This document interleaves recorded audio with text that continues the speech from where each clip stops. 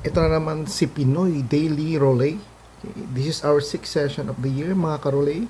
Again, gain target is 3% and ang stop loss is 15% from the current amount. The current amount is 210 pesos. Pag na-reach natin ang 220 pesos, stop na tayo. At pag natalo tayo ng 15% from the current amount, which is less than 178 pesos, stop na tayo. Okay?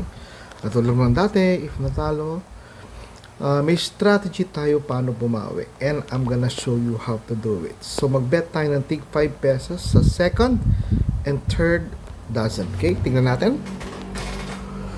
Sana maaga tayo matapos. Hindi katulad ng mga past few days. Medyo nahirapan tayo. Live po to, ha. Live to. Para walang daya, walang magic. Sabi na, tingnan natin, guys. Okay. Hi, okay, 27. So, 5 pesos na yan. Okay. Target natin is 10 pesos from the original amount. Okay, so, pag nanalo to, paldo na. Pag natalo, bawi na naman tayo. Okay, here we go. Here we go, here we go, here we go. Okay, just in case meron kayong mga question, guys, tanong lang, comment, okay? Marami akong time. Sasagutin ko kayo hanggat kaya ko. Paldo ba? Po. 7. Patay. Low. So, katulad natin, 5 double streets na tag 15 pesos. Okay?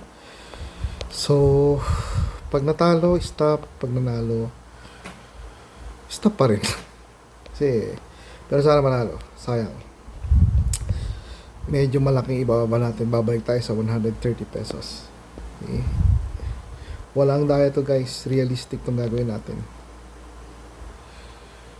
Yun. Medyo clutch yun, ha. In between 0 and 3. Okay, guys. Panalo uli. Medyo nahirapan tayo sa dulo. Buti nakabawi.